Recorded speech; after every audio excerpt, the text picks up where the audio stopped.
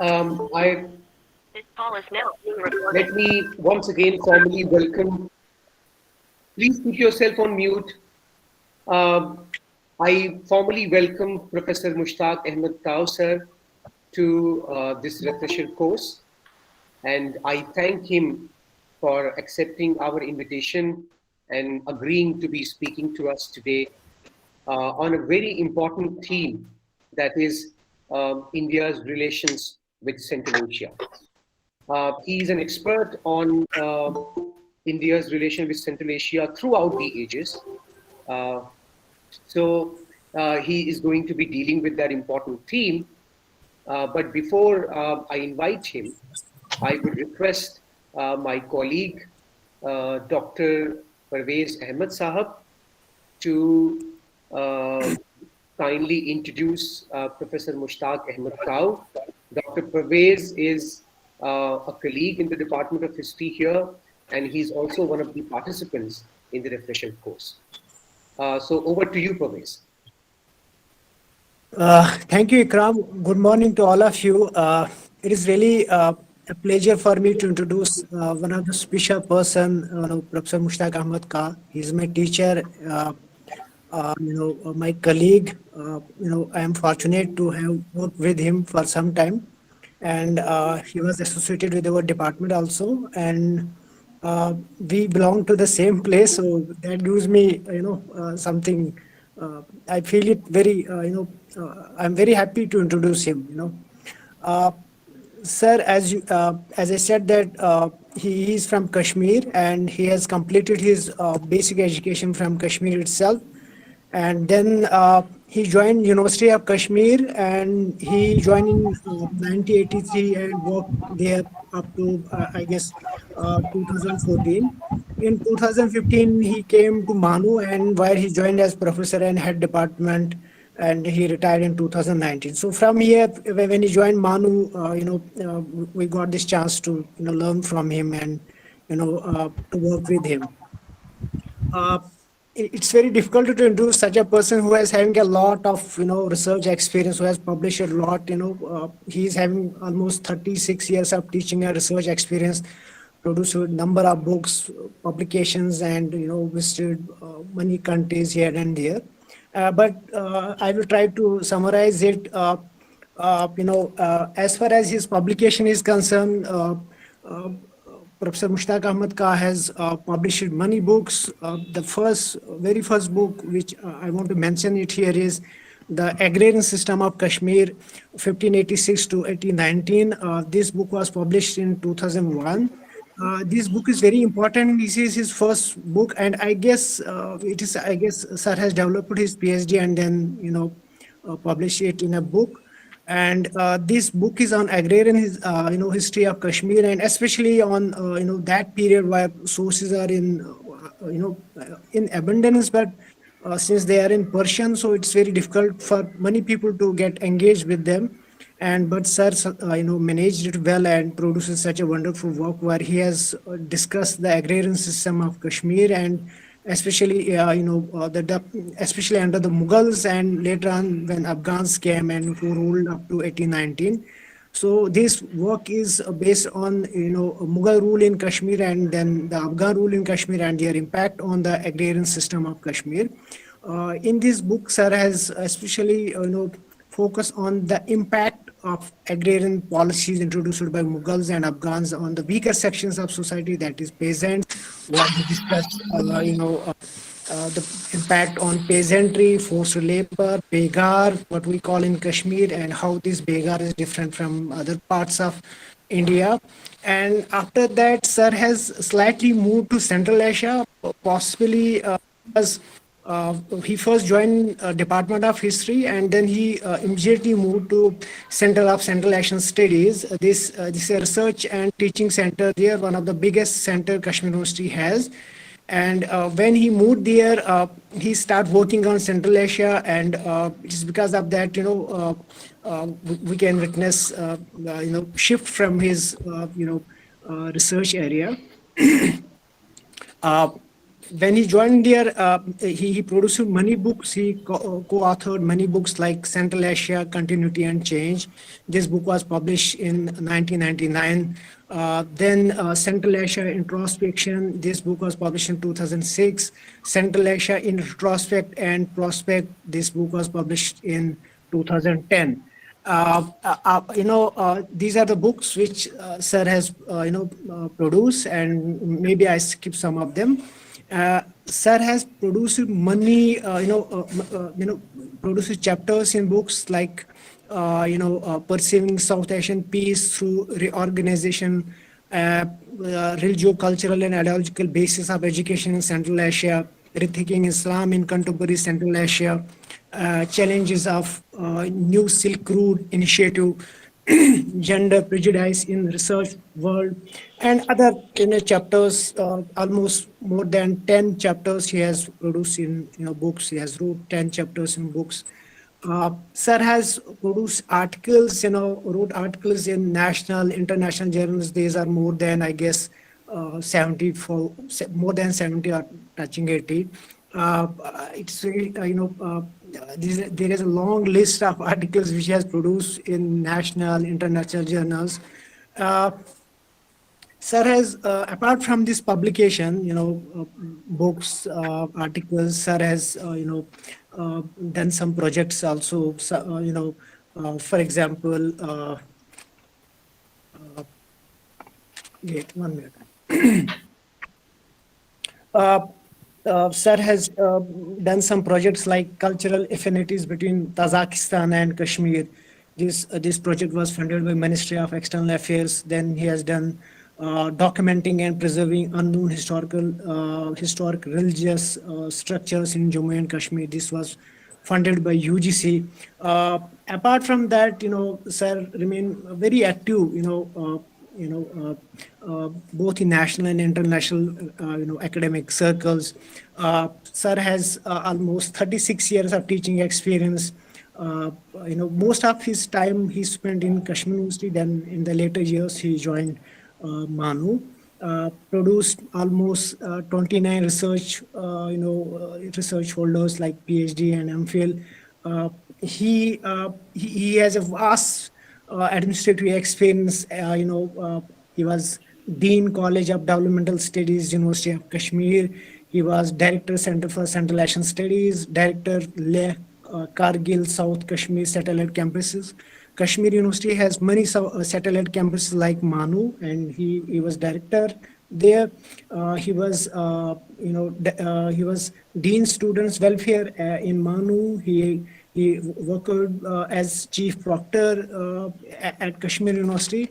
Apart from that, as I said that, sir, since the Central for Central Asian Studies Center in Kashmir, it's a vibrant center where you get not only the faculty but the students, research scholars there get chance to visit the foreign universities, especially the Central Asian countries. Sir has a deep academic interactions with outside India, like for example, he worked as associate, he was associated as senior fellow in German universities, some of the German universities. He visited a number of, foreign countries like USA, Germany, China, Russia, Japan, Korea, Turkey, France, Pakistan, Uzbekistan, Turkmenistan, Thailand, Malaysia, Hungary. I left some of them for academic, pursuits, for giving talks, for attending for attending international conferences, and for his research work, field work, etc. Sir was associated with many, bodies like he was a member of review committee, area study program, University Grants Commission. He was member of school board of social science, Central University of Sikkim. He was executive council member, Central University of Kashmir. Apart from that, he was a member of many selection committees like JNU and other universities. So I have left many things. Sir has a huge profile, so it's very difficult for me to cover up all these things, keeping the time consideration in mind. So I will finish it here, and I will request sir, to start his talk, sir. Over to you, sir, and I welcome you here, sir. Thank you. Thank you, Dr. Parvez, Dr. Ikram, Dr. Khalid, Dr. Danish Meen, my friend and colleague, Professor Fazlur Rahman, the Director of the Human Resource Development,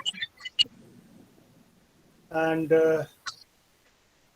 Dr. Basha as well, other colleagues from the colleges and the universities belonging to the discipline of history.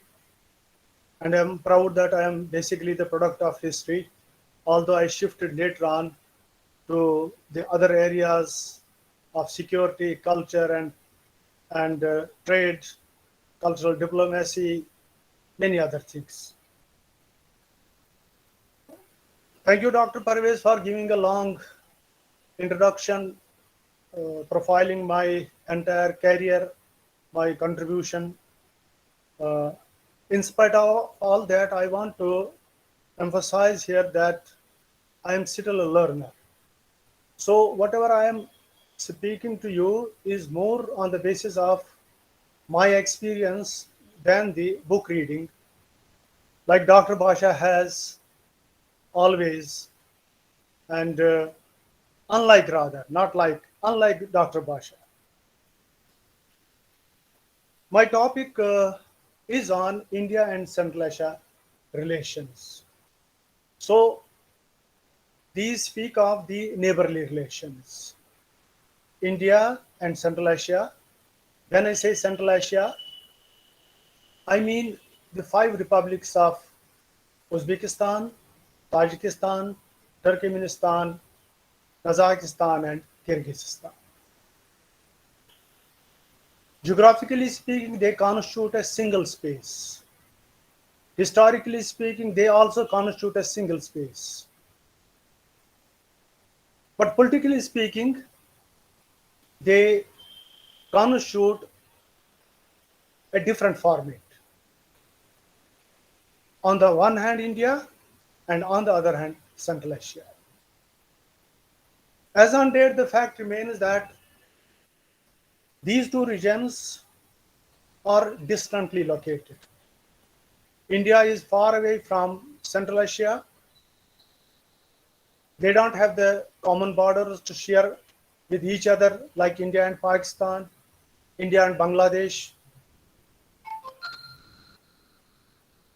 And this is because of the presence of Pakistan and Afghanistan in between Central Asia and India. It is basically a colonial legacy, the partition of the Indian subcontinent, which brought into being 2 new nation states on the South Asian map, India and Pakistan in 1947. But unluckily, soon after their formation, both the newborn nation states entered into a mutual conflict on what we call as the princely state of Jammu and Kashmir. They fought a couple of wars on its account, but the most important war, the first war on Kashmir, was in 1947-1948. This war between the two countries turned to be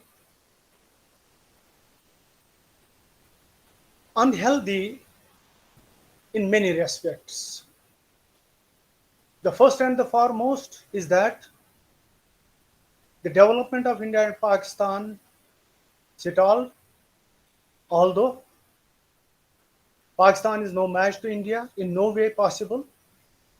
But the development indicators of both the countries are falling short because of their extraterritorial enmity, because of their huge spending on the war and the defense, building the offensive and the defensive capabilities at the cost of the works of public utility, as a result of which both the countries, their indicators of national and human resource development are fairly weak and fairly low.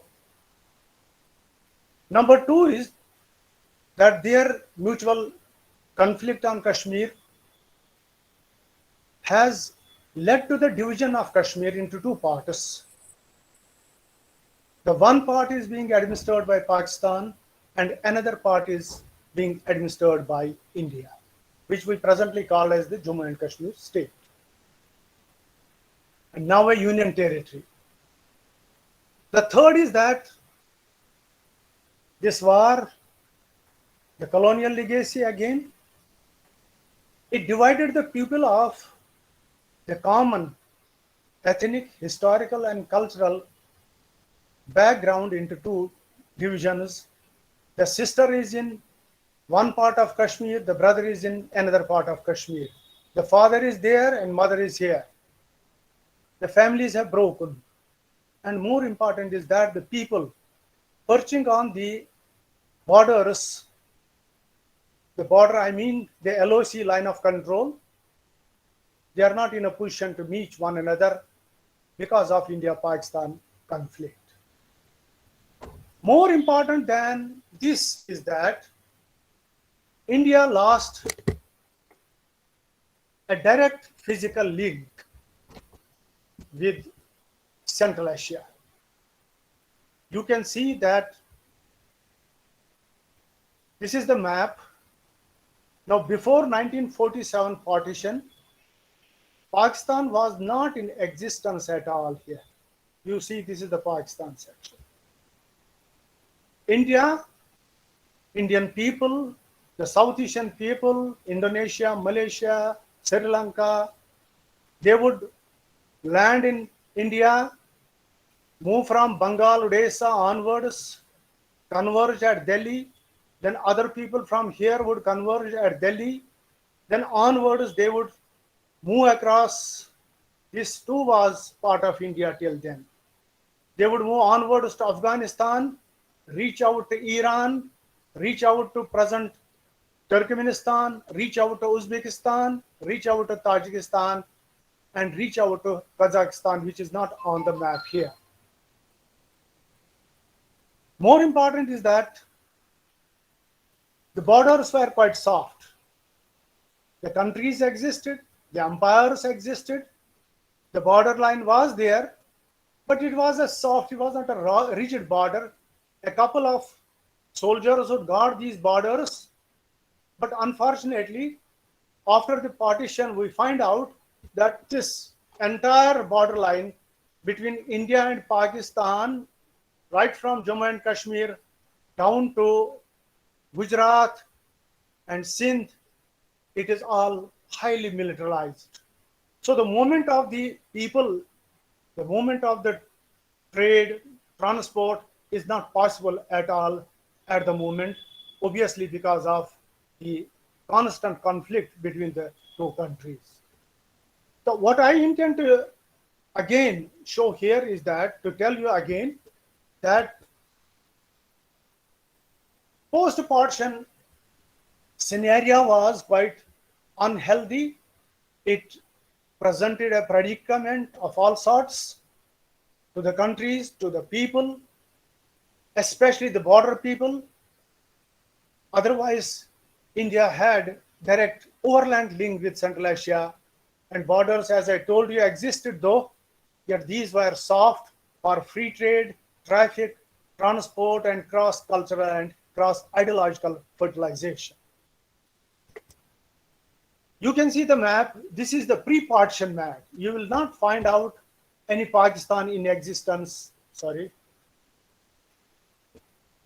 any map in India, Pakistan existing in between. It is nowhere in existence. So the Indian traders, merchants, saints, scholars would freely move across whole India, go to Afghanistan, then to Central Asian. This is the Central Asian sector. It is called as the Russian Empire, or it was the Soviet Union. It was up to 1991, it was under the Soviet occupation. The 5 republics were under the Soviet occupation till 1991. So there was no Pakistan, but these borders have now come into existence. So it is because of these pre-partition healthy scenario, we find out that India and Central Asia had strong ties between them, and archaeological remains, historical evidences, empirical studies that I personally conducted in Central Asian space couple of times, not once, but couple of times. These evidences speak for or explain the strong relations between India and Pakistan. These relations have been in existence since the prehistoric times.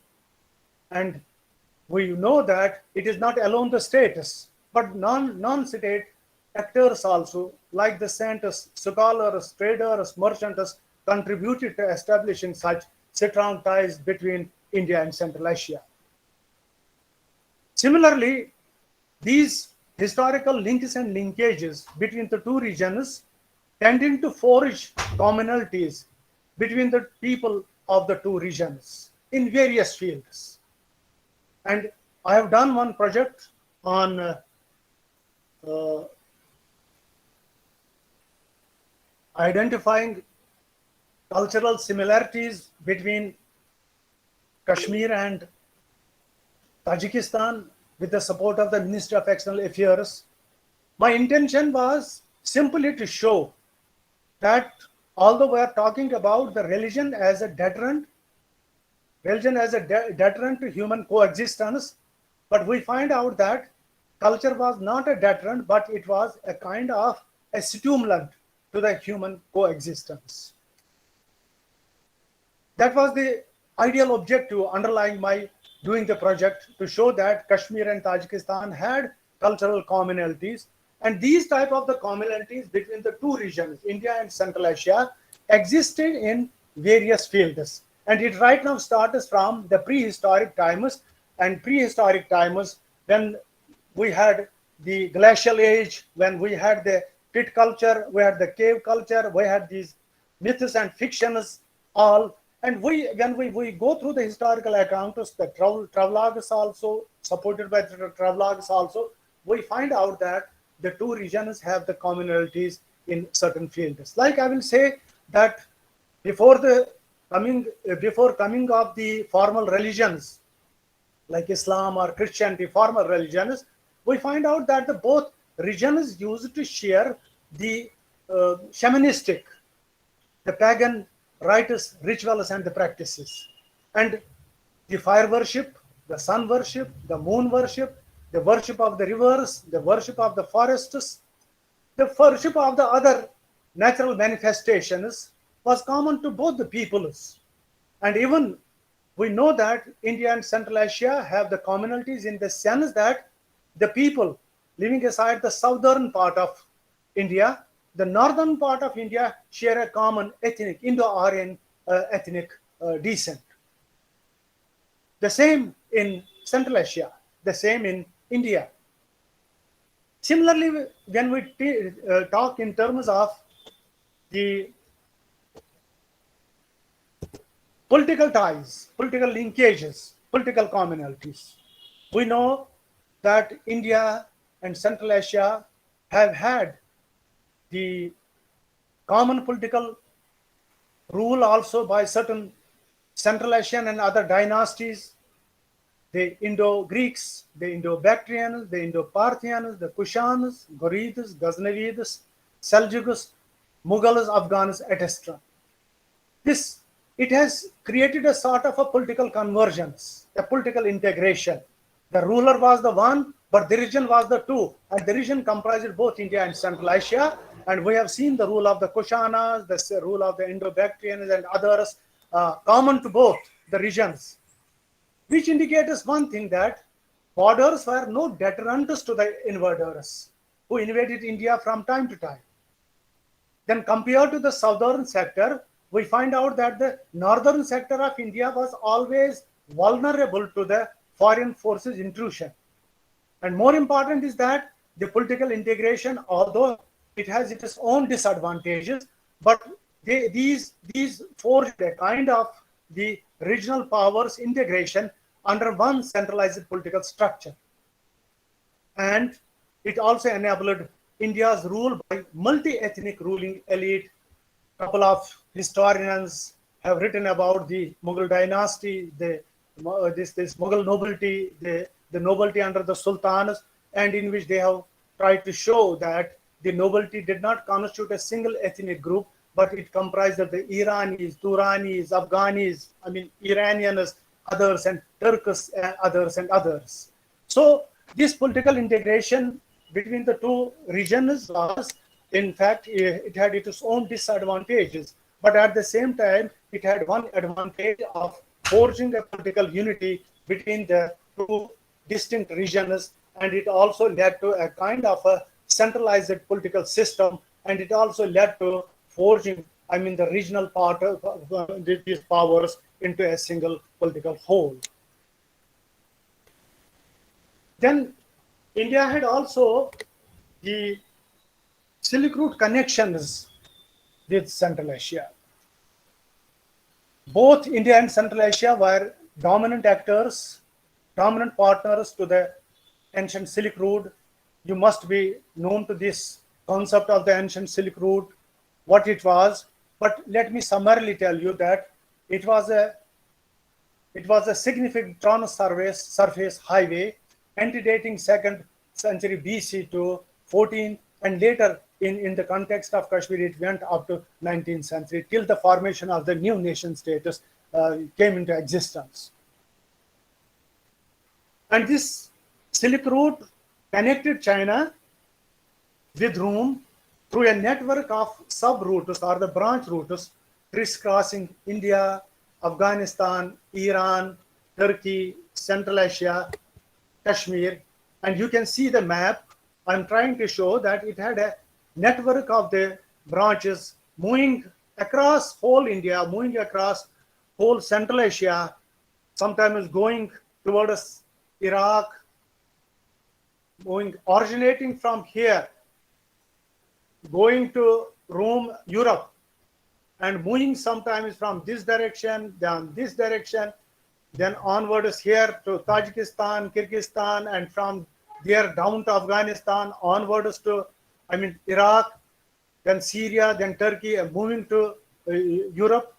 And from this side also the Gobi Desert, it would go up towards Altai region, then to Kazakhstan, modern Kazakhstan, bordering along the Russia, along East Russia, then moving and entering into the East Europe. And also sometimes it would pass through the Central Asia, the Amur and Sierra rivers, onwards it moved to Baku and reach out to Caucasus and also the Caspian Sea, so on and so forth. So the only thing that I need to tell you here is that Silk Route was not a single route, although it originated as a single route, a national, a transnational highway, but subsequently it led out to a number of the sub-routes and which crisscrossed different countries and different nations. That is why it is sometimes called as multinational. It is not a single nation, but it is a multinational trans-surface overland highway, and that originated from China but terminated in Europe.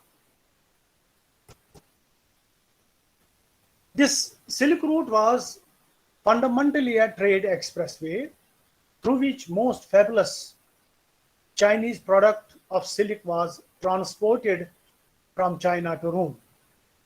Subsequently, it was supplemented by regional varieties, the local specialities, the commodities, depending upon the supply and demand. And it was always for the traders, both the caravan people, the settled traders, as well as the moving traders, to decide which item to transport, which item to pick up at a certain place, and which item to drop at a certain place. He was all seized of the customer's psyche, customer's demand, and he would arrange it between the producer and the consumer. And these items, when I say the items, we call them the commodities because every product which is for sale purpose, which is for transaction purpose, becomes a commodity. Therefore, these commodities ranged from the high level, high bulk to the low bulk products, to the high bulk and the low bulk products, to the high value and the low value products. And these included, for instance, the shawls, carpets, textiles, silk, tea, coffee, indigo, coral beads, gold coins, metalware, medicines, herbs, oils, spices, hides, diamonds, farm and other craft products. I'm not able to, name all the products that were exchanged between India and Central Asia, or that were, traded between Central India and Central Asia. But one thing is sure to say that these commodities were quite smoothly transported in a systematic manner. When we didn't have these communication set up, we didn't have these swift and fast transportation network, when we didn't have these systematic system of the tariffs and the taxes.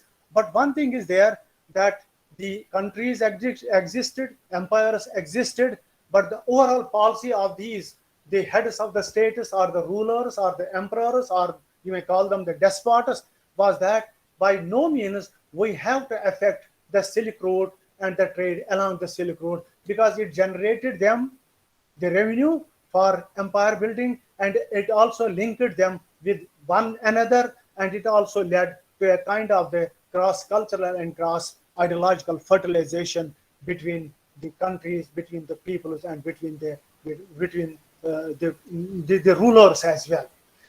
Second point regarding this Silk Road trade was that not a single but a cluster of traders were involved in it.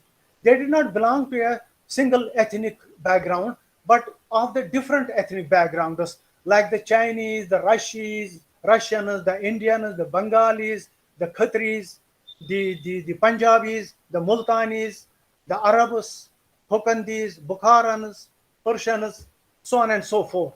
So you'll find out this entire trans highway, we find out the different traders, different merchants, doing the business, doing the trade, and they had always complementary attitude towards each other, because ultimate target to them was to conduct the trade to the benefit of to the mutual benefits of the countries and the peoples. And more important is that at the time of the trade, like we saw during the Renaissance period, that one of the leading factor to the Renaissance in Europe was that it did not come because of any religious, awakening. It came because of the trade awakening, the awakening among the traders who converged at a certain place, and who they thought that we need to promote this new movement of scholarly discussions and the interaction, so that it can lead to an overall change in whole Europe. And quite obviously, we know about Central Asia also, that this Central Asia was always quite important, geopolitically, geoeconomically, geostrategically, and about it, it was always said that whosoever controls Central Asia, he controls Europe, and whosoever controls Europe, he will control the world at a large. So this Central Asian important, I'm in between telling you something about the strategic importance of Central Asia, that it has nowadays proved this thing, that this theory, I'm not getting it this time, but I will tell you soon about it, about Central Asia's significance, and it has proved because of the energy, because this region is quite, plentiful in energy, like the uranium, oil, petrol, and diesel, so on and so forth. Anyway, so means that but there was no trade of energy then during the heydays of the Silk Road. So the trade was just confined to these farm and the craft products, and more important was that this trade was not conducted by a single ethnic group of the traders, but multi-ethnic group of the traders. Similarly, we find out that trade was not conducted then through the railways or through the aerospace, but it was conducted by besides the human support, it was conducted by the animals like elephants, camels, horses, and donkeys, and which were employed from time to time, depending upon their location, for transporting the merchandise from the origin to the destination pointers. And government policy, as I told you earlier also, that government policy was always, optimistic, and it was always promising, and it was always to support the traders in conducting this trade along the Silk Road.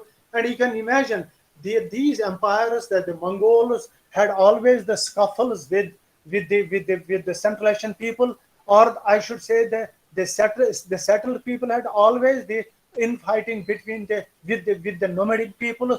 But all the times they would go on with the wars, the mutual wars, but they would not allow the Silk Route to suffer on its account, because they realized the significance of the Silk Route as a game changer, and as a link to the outside world, and also as a source of revenue generation for empire building. And significantly, I should say that the borders, as I told you, existed though, but these were quite flexible borders.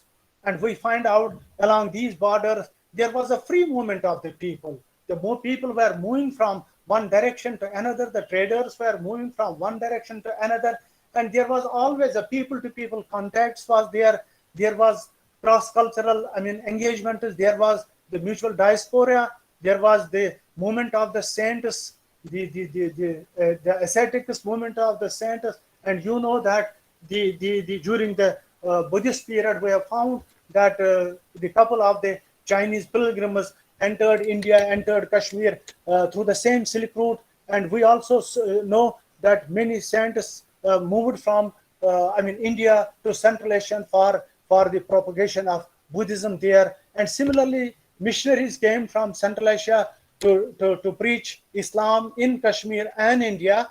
And this was all along the Silk Route landscape. They traveled across and reached it from one point to another point. Significant was that many times the rulers were themselves the partners, the Silk Route, and they would tie up with the traders, be they the Russians, the Chinese, or the Indians, and they would also borrow the money sometimes from the traders whenever they had the war conditions or any kind of the eventuality following from the war. And similarly, we find out that the traders would always be accompanied by the money exchangers also. Those also who will lend the money to the people in Central Asia. And to your information, maybe most of you know about it, that we had large number of the Bengali money lenders, and who were situated in Uzbekistan, in Samarkand, Bukhara, and Tashkent, and they would lend out the loans not only to the rulers but also to the common people, to the farmers, to the craftsmen for doing their businesses. And obviously, the government's patronage was such that they built the caravanserais for the great respite and the relief of the caravan people, the traders and the merchants, the moving traders and the merchants. And these sarais, the rest houses, had all kind of the facilities available. The water, the food, the grains for the animals and the people together. And even there was the proper arrangement of the prayers for all sorts of the traders of different religious and ethnic backgrounds. I moved across Central Asia, and I found these sarais existing in Eastern Turkestan, which is presently under China, which we call as the Xinjiang, and also in Samarkand, Bukhara, Tajikistan, Kyrgyzstan. I have come across these sarais existing. They are intact, of course. They are the legacy of the history, but the Central Asian people are conscious of history, Therefore, they have preserved and documented all these sarais to show that they always inherited a rich legacy, and this rich legacy included the existence of the sarais, and this rich legacy also included the patronage that was extended by their rulers to the outsiders for the purpose of the trade and commerce.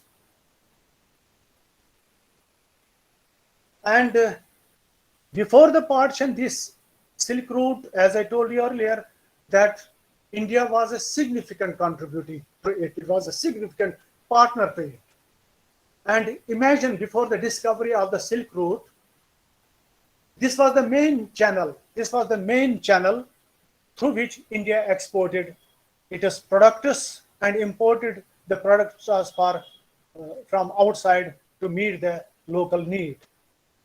And this import-export trade contributed a lot to India's GDP before the partition, and it also contributed to the growth of the national indicators as well as to the PPP, the purchasing power of the people. And the trade was in billions of dollars before the partition. And this trade has, unfortunately differed after the partition, obviously because of the colonial legacy, obviously because Pakistan does not allow the Central Asian goods to trade to India, and it does not allow Indian goods to trade to Central Asia. And India has been trading to Afghanistan either. India has been trading the goods to Afghanistan via an alternative route through the Bandar Abbas in Iran.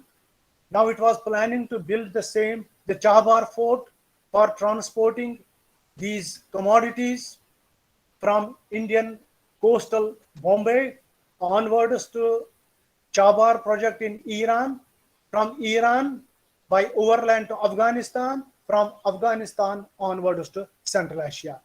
This was the alternate route that India envisioned and India thought of, but unluckily this route received a setback after the Taliban's takeover power in Afghanistan, and also because of the Iran's policy shift after the US sanctions, and also after its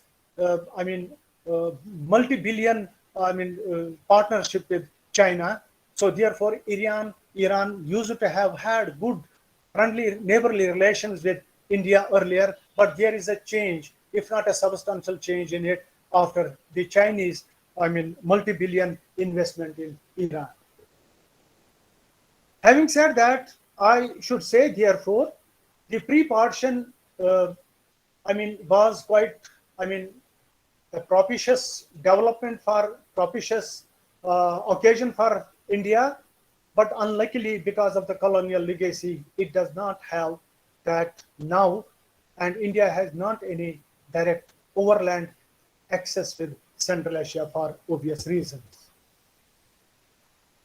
Nevertheless, we find out, as I told you earlier also, that the historical links and the linkages between the two regions were obviously because of their common ancestry, and also because of their commonality in non-formal religions, which mostly revolved around paganism and shamanism, which required no prophet, no book, and other organized procedures, and the common worship of fire, serpent, sun, as I told you earlier, is illustrative.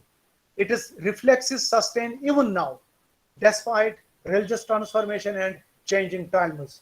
I have been into Central Asia, and I noticed that despite the fact that Central Asians have accepted Islam as the final faith, but they are still carrying with them the reflexes of paganism and Shaivism, the fire worship. And I have seen on couple occasions during the marriages that when the groom enters the house of the bridal, and he does not enter the house of the bridal until he makes 7 rounds around a fire, and thereafter, along with all the baratis and all the guests, they would enter the home of the bride and this fire worship, as we see in India also, this is a common and the dominant feature of the Hindu marital life. And so among the Muslims also, this kind of the prehistoric or pre-religious custom or the ritual exists in Central Asia as well. So far as the formal religions are concerned, we know that Buddhism, even though it did not start as a religion, it took the shape of the religion after the death of Lord Buddha later.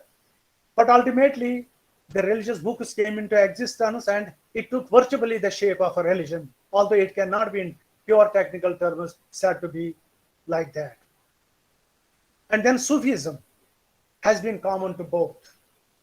And we know that, as I told you earlier, that the Sufis, the Buddhist saints, traveled long distances, carrying the ideal mission of the faith in their mind, propagating it, bearing the trials and the tribulations, reaching out to the distant pockets of Central Asia and India.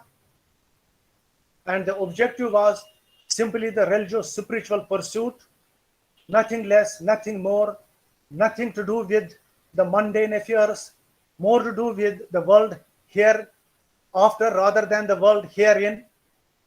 And even though Buddhism has faded away in Central Asia, but yet its influence is continued in one way or the other. I have been to Chinese part of Central Asia, and I have found that the reminiscences of Buddhism, the 1000 Buddha caves in Alchi, which is across Ladakh in Xinjiang province, where we have Khotan Kashgar and Yarkad, and 1000 Buddha caves. I was wonderstruck to see that 100 Buddha caves existing there at Alchi. I was also wonderstruck to see the Kumara Jiva. He was basically an Indian who had married a Chinese wife. He was settled there, but the Chinese have acknowledged his contribution to the growth of Buddhism. And he was in Alchi. He translated a couple of the Indian versions of faith, Buddhism, into the Chinese language. So means that these archaeological finds, I should say, or the physical remains, substantiate the fact that both India and Central Asia have had strong ties between them in the past, and Buddhism is an example for that. Even I went over to Bukhara, and it is most often said that Bukhara is the corrupt form of the Vihara. True or not, but one thing is certain, that Buddhism was also prevalent in Uzbekistan, in Tashkent, in Samarkand, in Bukhara, and it was also dominant in Kyrgyzstan, because I found certain sculptures there in Kyrgyzstan in the name of Buddha. I visited the Dushanbe in Tajikistan Museum, and I found a very presentable Lord Buddha's sleeping picture, I mean the statue there, and also found the same in Tashkent Museum also, which means that, as I told you earlier, that the Central Asian states, even though they are the authoritarian states, they are not fully democratic. They deny the rights, the civil rights to the people. They don't have any concept of the accountability to the public. But one thing is there, that they are historically quite conscious, and therefore they are preserving everything, and they are recognizing, I mean, Genghis Khan, so brutal in history, but they are recognizing him with all value as their predecessor. They are recognizing Al-Farabi, Al-Khwarizmi because Central Asian region has been distinguished for producing number of luminaries, Al-Razi, Al-Bukhari, so on and so forth, mathematicians, geographers. Al-Biruni was so famous that his books were a part of the syllabus of the text of European text till recent past. And even after the Renaissance, we find out that Al-Biruni's book on the medicines were a part of the curriculum in Europe. Having said that, when we come to Islam, Islam arrived in Central Asia, and it entered Samarkand and Bukhara to begin with, because that was bordering on Iran, and it came from Arab world to Syria, reached out to Iran. From Iran, it entered into Central Asia. At the first instance, we find out that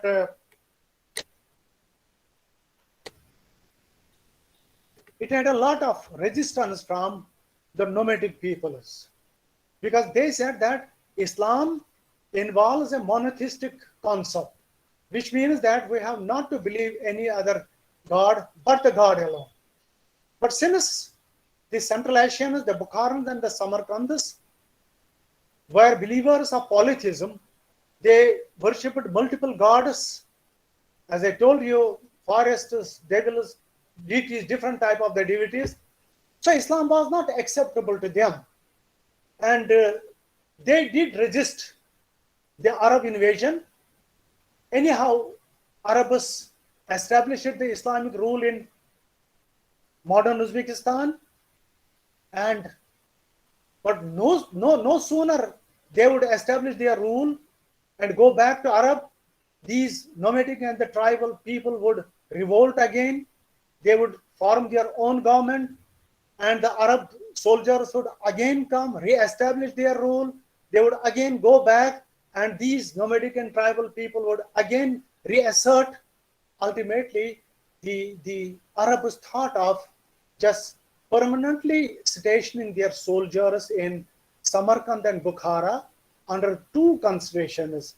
One was that to teach the Bukharans and the Samarkand people the faith of Islam, and second, to learn from them the arts and crafts, because this Samarkand and Bukhara were not only the centers of Islamic learning, but they were also the centers of art, excellent art, architecture, and philosophy as well. Therefore, we find out a change taking place in the Arab Islam there in Central Asia. It got mixed up with the local traditions and the customs. And these local traditions and the customs, to remind you, were not Islamic purely, but they were pre-Islamic and carried the shamanistic and the Buddhist influences and Zoroastrian influences as well. That is why I totally refer to you one example of fire worship by the newly wedded couples in Tajikistan, in Uzbekistan, and Kyrgyzstan. So it is this very religion, number one. So this Islam did not retain its egalitarian character in Central Asia. It is unlike the southern part of India, where direct Islam came from Middle East, from Qatar, UAE, Sudan, etc. And we find out a different pattern of Islam existing in southern sector of India, and whereas a different pattern of Islam exists in northern sector of India, including Kashmir as well. So the Islam that we have it is a blended Islam, and it combines the faith and the tradition together. And whereas in South it is by and large, barring exceptions, it is purely monotheistic in nature and content. The third point, which is common to both, is the Sufism. The Sufism is common to both India and Central Asia. And Sufism, is a kind of a belief wherein there is a direct spiritual relationship between individual and God, where these external forms of religion, the practices like prayers, zakat, hajj, so on and so forth, are not that important, and where what matters is the direct individual spiritual relationship with God is central and core. But one thing is settled there: the Islam that we have in Central Asia is therefore Sufistic in nature. And I have traveled across the whole region and found the shrines and mausoleums, the tombs, existing here and there, everywhere. The people, the devotees of all ethnic communities, visiting these shrines for blessings, paying the obeisance at these shrines, tying the tags, burning the candles, fixing the locks, sacrificing the animals, making the presents and the gifts at these shrines, and doing many other things with this belief that the saint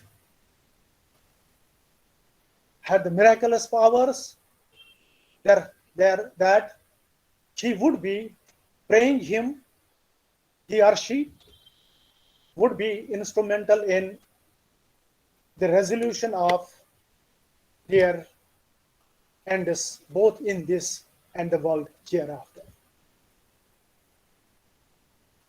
Similarly, the attitude of the state is also positive towards these shrines and mausoleums. In fact, the present state heads of Turkmenistan, Tajikistan, Kyrgyzstan, Uzbekistan and Kazakhstan are all out supporting these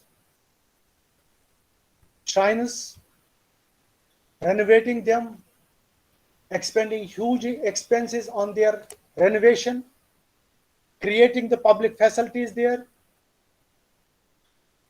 with this consideration that the Sufi Islam is apolitical, that Sufi Islam is non-reactionary and non-revolutionary in nature, that Sufi Islam does not encourage dissent against the state, that Sufi Islam is a matter between the individual and God, and it does not involve any kind of the religious obligation to an individual, and it does not encourage any kind of the reaction against what is around an individual, the state, and its policies. Second, that these Central Asian state heads do not allow the Arab Islam, they call it is an alien Islam. It does not befit the region and its people. It is revolutionary and reactionary in nature. It tends to incubate radicalism, and it is all by all means not suiting to the psyche of the Central Asian people. Therefore, it has given birth to what we called as the saint and the personality cult in the entire Central Asian region. And the situation is such, even though the Central Asian people have accepted Islam, but I could see there that I found the Muslims there without Islam. I said I found the Muslims there without Islam. By name, they are the Muslims.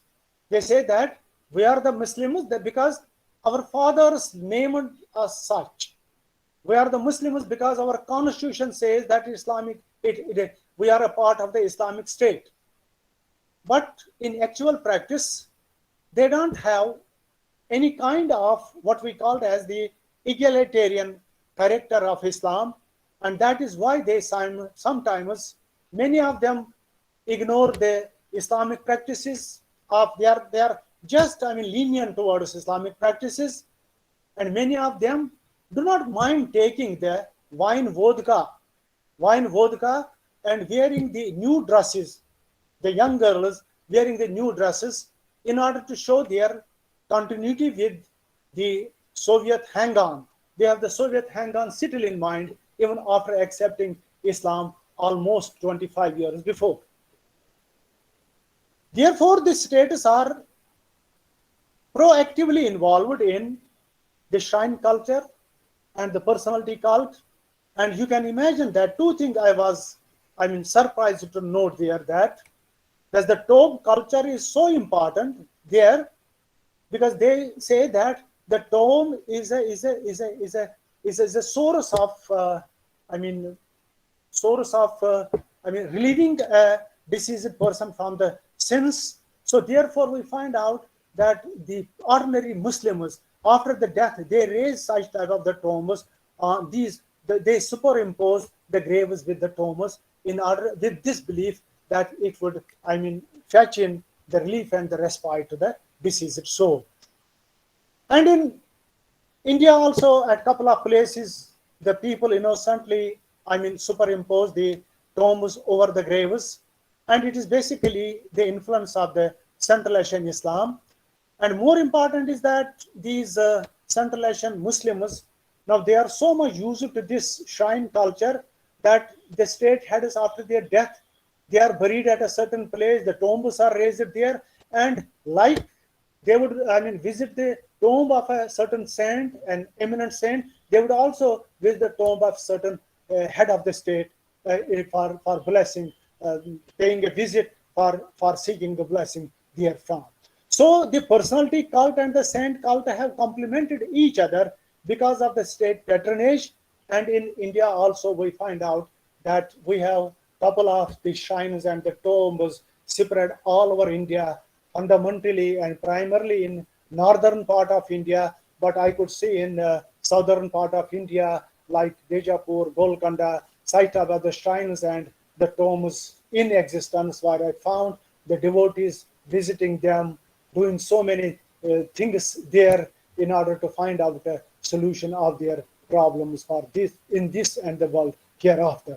So the ultimate point that I want to emphasize is that, and by this way also, by in terms of the non-formal religions, in terms of the formal religions, these two religions have had commonality between each other, and significantly I should say that both religions exchanged, Sufism and Buddhism, while in India, exported Buddhism to Central Asia, Central Asia exported to, this Sufism to India. I should not use the word export, that can be applied to the merchandise also, but my intent to telling you the export is that exchange, we can say, use the word exchange it for that.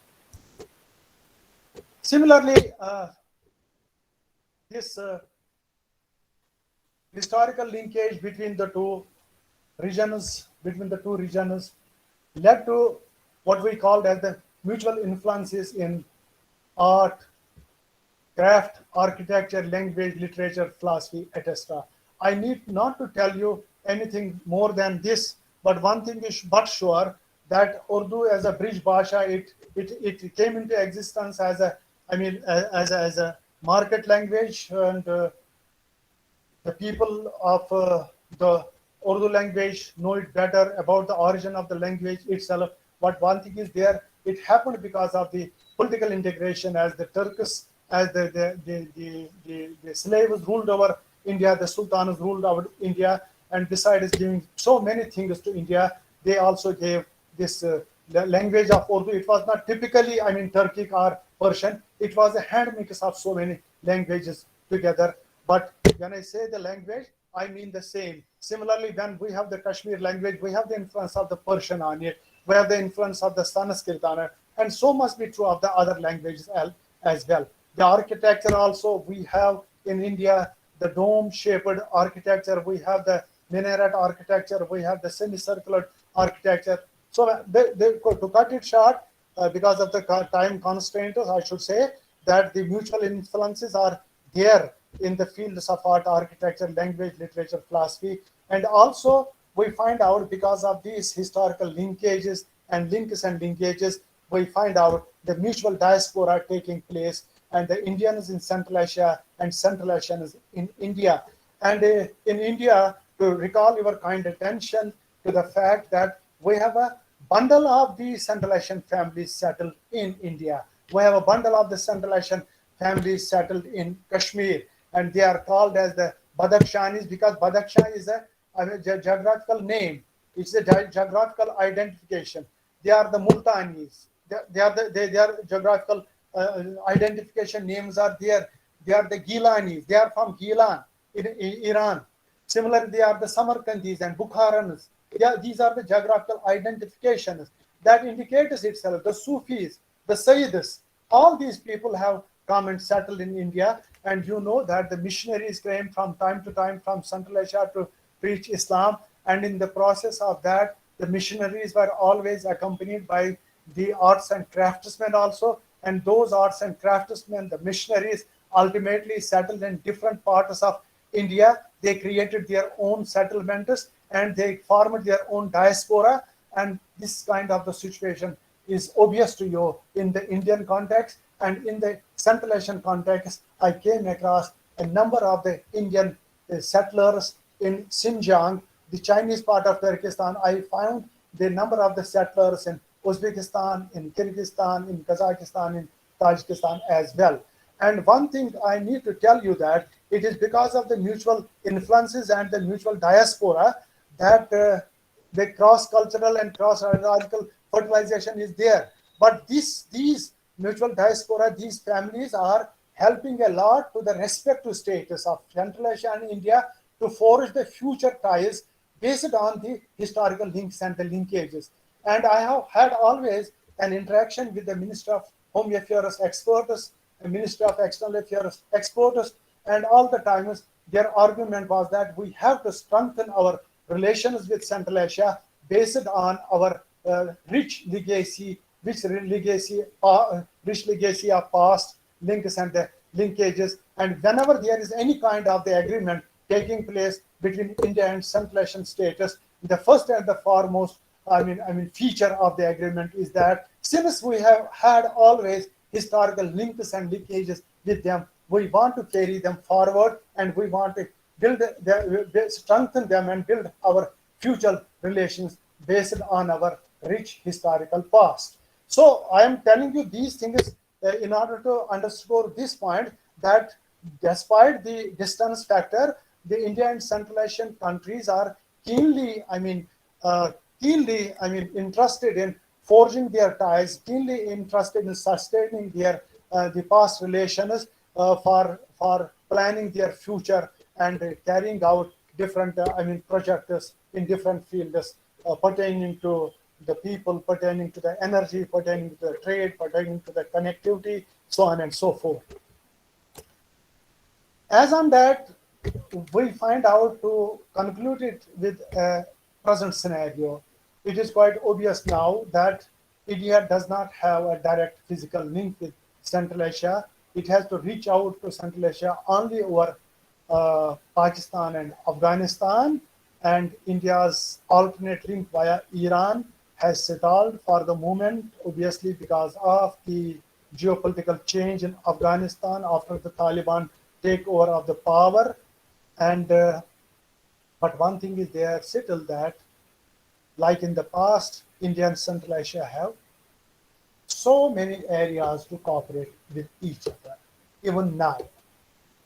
The reason is that because they have the common threats and challenges and opportunities. in bilateral and multilateral relations. I am telling these things, it is a perception. It has less to do with the practical part, pragmatism. It has a lot to do with the perception and these threats and challenges whenever the state of the heads have any kind of the agreement or the meetings. The first and the foremost thing, as I told you, they start with is the rich legacy. Then they start with that they have a common heart and the common challenges in terms of religious radicalism, drug and arms smuggling, and human trafficking, which are considered to be both which constitute the tradition and non-traditional security threats to both the regions, and Central Asian states and India are cooperating on different forums to fight out these threats in whatever way possible. And these threats have deepened after Taliban takeover of power in Afghanistan, and it is assumed, maybe rightly or wrongly, that Taliban's emergence in Afghanistan is going to create a lot of security problems in Indian part of Jammu and Kashmir.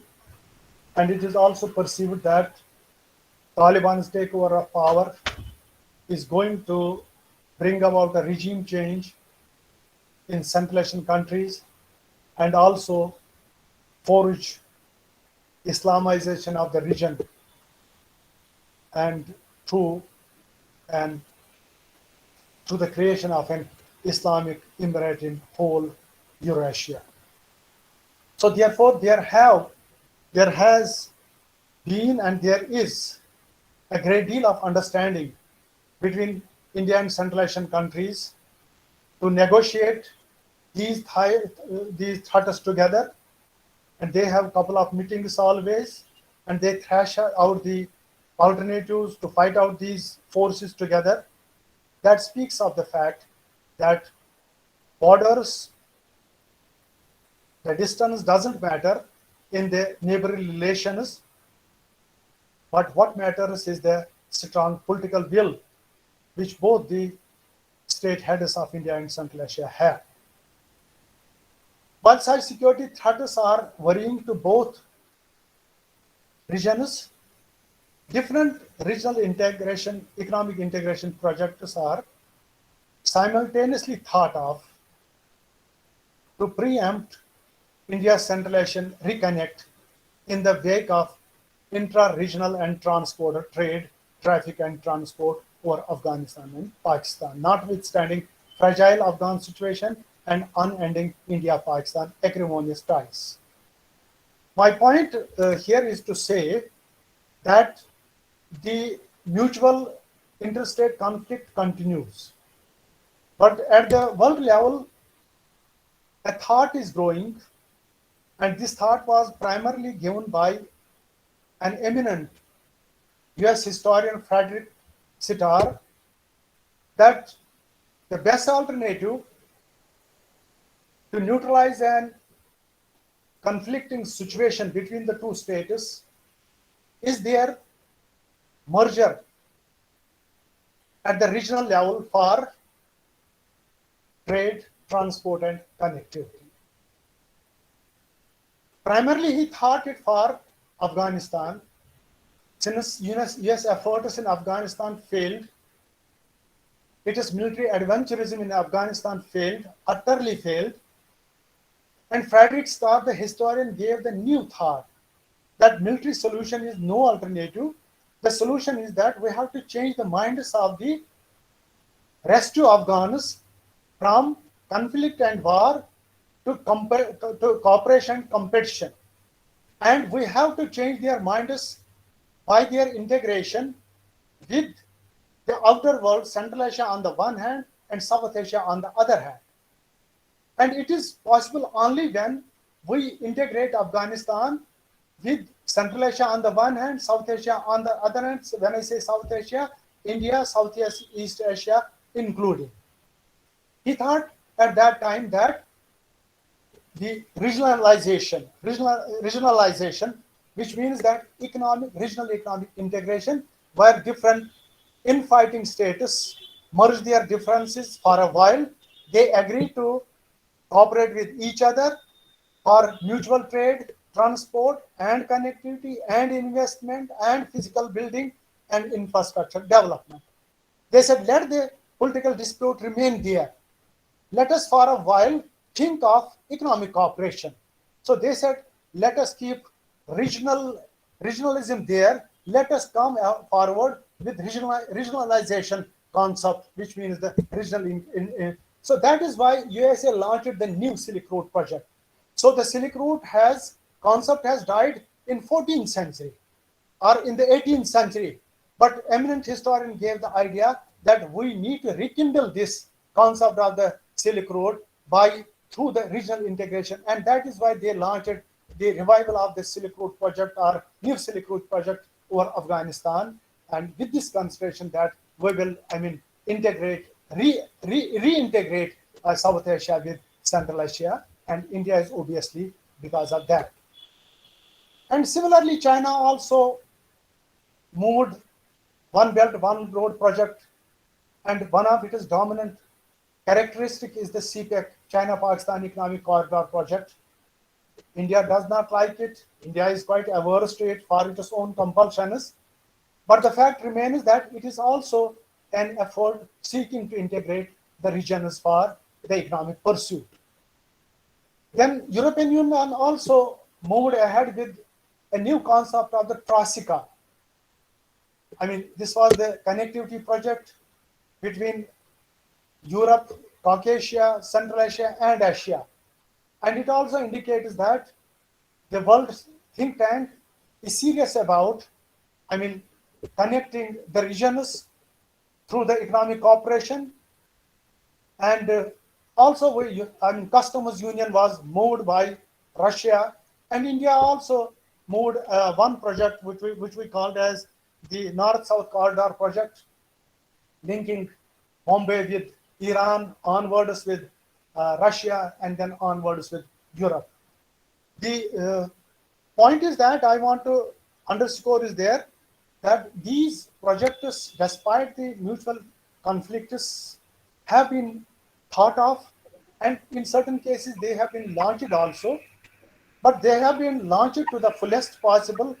But unluckily, the Afghanistan's political insecurity did not allow it, and we are looking forward. Maybe there is a change, and these projects, are realized to the fullest possible to the benefit of both India and Central Asia.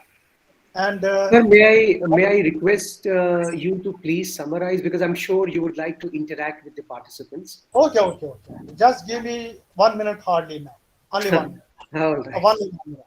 So these projects are therefore thought to be, and telling you this was quite important in the sense that we are always thinking in terms of history as the story of the dead, but it has no more remained the story of the dead. It is a live history, and the concept of the linking the past and the present is quite illustrative by this Frederick Starr's concept of the new Silk Road project.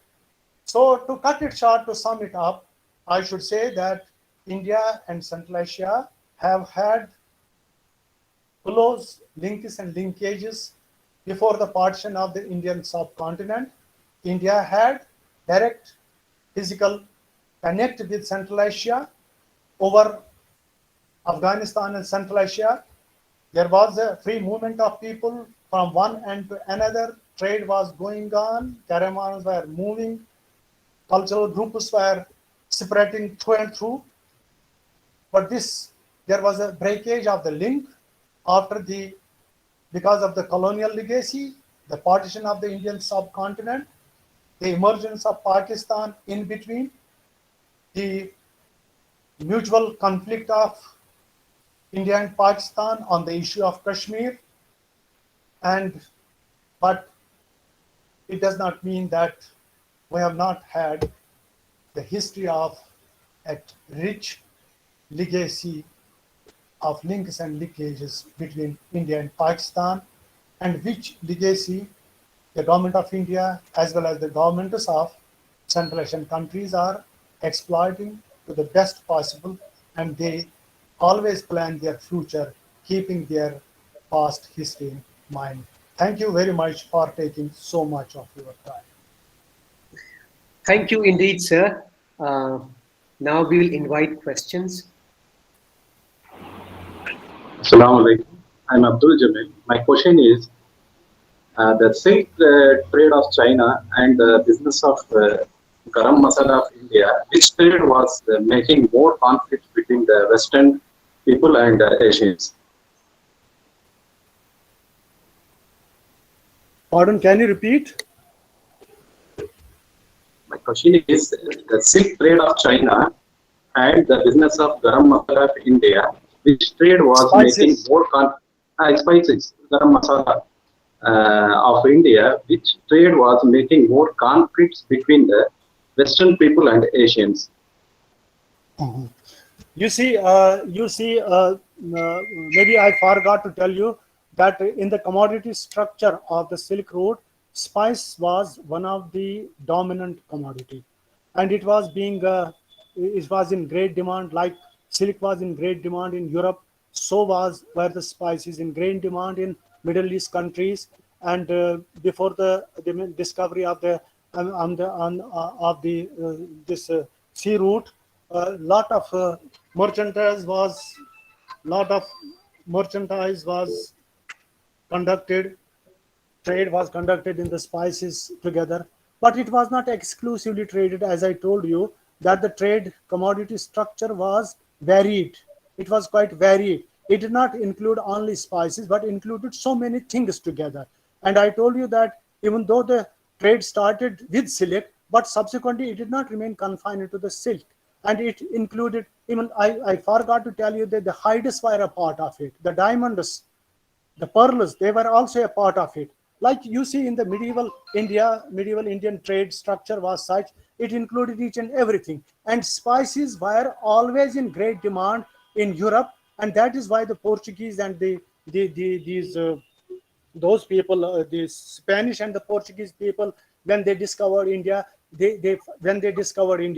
and one of the greatest thing that they had in mind to exploit the spices and to carry it directly over sea rather than the overland. But before the discovery of the sea route, this entire, commodity of the spice was transported as a part of the Silk Road highway trade structure. Thank you, sir. Thank you, Jamil. Another, Let question. No, Jamil, just wait. Let other people also ask. Sir, Yes, Parvez. first of all, sir, congratulations for the wonderful lecture, sir. Thank you. I have a question, sir. Recently I am reading, Isa Khan and Shonalika Kaul, and Shonalika Kaul has, argued in her book Early Medieval Kashmir that Kashmir the Kashmir witnessed much cultural interactions with Greater Indic. That means that Arya Desh, this what we call today this UP and this region, Cow Belt region. While as Isa Khan is denying this, he believes that Kashmir the Kashmir has deep cultural interactions with Central Asia, especially in terms of its impact on the common people. So, since you have worked a lot on Central Asia and all that, I want to listen from you, sir. What is your take on Kashmir, especially in terms of its interaction with Central Asia or with the Greater Indic in ancient Kashmir or early before the medieval Kashmir? So, what's your take, sir? I want to listen from it, sir. Parvez, you see that I am unable to quantify the impact. I'm unable to quantify the impact because I don't have I have the data deficiency in that respect. But one thing you have to recognize that both Ishaq Saab as well as the lady scholar are absolutely right in their perspective of the impact on impact on Kashmir.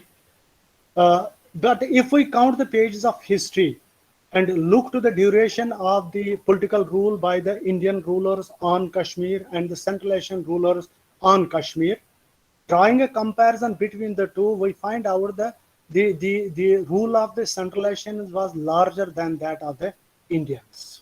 You started right from the Indo-Greeks, Indo-Bactrians, Indo-Persians, Indo-Parthians, so on and so forth. Number one. Number two, when she says that Aryan Desh, now Aryan Desh impact, Kashmir is also a part of the Aryan Desh. Because I said that the common thread that we have had with the Central Asia is that the Afghanistan, Turkmenistan, Iran, we are all the Indo-Aryan people. And Dardistan in Kashmir, it is also the product of the Aryan Desh. So therefore, if the scholar takes Aryan Desh in respect of the region around Delhi, around UP, I am not in a position to buy that argument. I say the Aryan Desh, then Kashmir is also a part of the Aryan Desh. The Aryans, the people of Kashmiris are the Aryans by in ethnic terms. So therefore, the Aryans basically, if we look at them, they have not their home in India, in any part of India, but they belong to a distant region which we call as the Volga, near the Caspian Sea. Near the Caspian Sea, on the mouth of Turkmenistan and Kazakhstan. And they moved from there, and some of them went to Europe, and some of them, reached to Iran. From Iran, they traveled to Afghanistan. From Afghanistan, they entered North India. Some reached to, Kashmir, and others reached to UP, Delhi. So that is why I'm distinguishing between southern India and the northern India. I say they are the Dravidian race. In the southern India is the Dravidian, and in India, therefore, that is one. Another thing is that when we talk about the cultural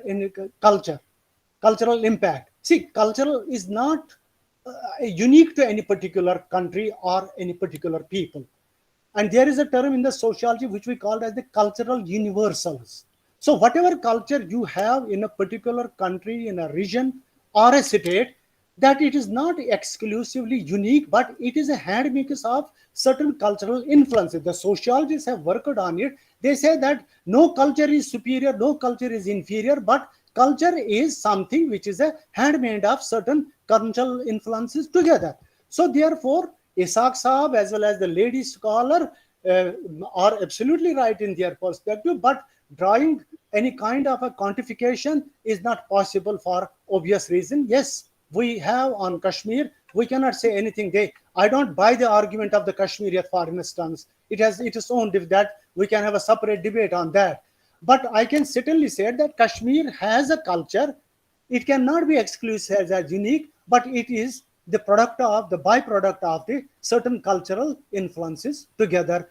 They may be from India, they may be from Central Asia. Okay, we'll take one question from Shiva Sharapanna before I go to Fayaz. Wonderful, sir. Sir, I am Shiva Sharanappa. Yes. Sir, my question is regarding Silk Route trade, sir. Audible, sir? Yes, Khalid. Is it Khalid? But he had already Is it Khalid? No. This is Shiva Sharanappa. Okay, please. Question is, sir, is there any prominent organization at the time of Silk Route trade, and they have any rules and regulations for trade organization, and they worked on any common principles, sir? See, at the moment, there is no such organization for reviving the Silk Route trade. So obviously, because of the nation state, the formation of the nation states, and the existence of the rigid borders alongside. So this revival of the Silk Route is possible only when there is a political understanding among the countries together. And I told you that regional integration, economic cooperation is preemptive of that. But as such, there is no, non-state organization, I should say, for the purpose of revival. Although I have interacted with the people of Central Asia, in Tajiks, the Uzbeks, and all others, they look forward to the day when their country is open to India. They are, tremendously, inclined to the Indian films. They are tremendously inclined to the Indian dance and the Indian music and the Indian so on and so forth. But again, the distance is a deterrent. Distance is a deterrent, and there is an inclination on both the sides when the day will come when we will be again a part of the same Asian civilization, when there will be no borders, when there will be free movement of the people from this end to that end. However, one thing is there that the tourism sector in both the countries, they are playing a great role. They want to showcase the rich legacy in all the Central Asian countries to appeal and attract the tourists from the foreign countries, and they tell them this thing that India has been our great partner. We have been a part of the rich links and the linkages with India. They showcase such things. So means that at the state level, however, there is a perception, but there it is not taking any real shape as on yet. Okay, thank you, sir. Sharanappa, would you please put yourself on mute? We have some more questions, but Please. I am afraid because of the time constraint. Because the next Just one question, one chance. the next speaker has joined us. So I would request my friends and colleagues, Dr. Fayaz and Khalid, if they have any questions, they can write and email their queries to Professor Mushtaq Ahmed Kau, and he will gladly take up your question and respond to you. Other participants as well. Yes.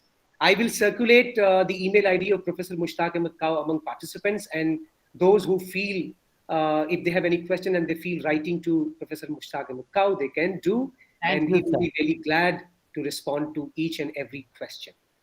So with this, I once again thank you, Professor Mushtaq Ahmed Kau, sir, for coming and joining us this morning and explaining in great detail about the historical linkages between India and Central Asia, the cultural interaction, the mutual, the religious interaction, the mutual influences between India and Central Asia over the years, and what are the challenges and opportunities lying ahead in terms of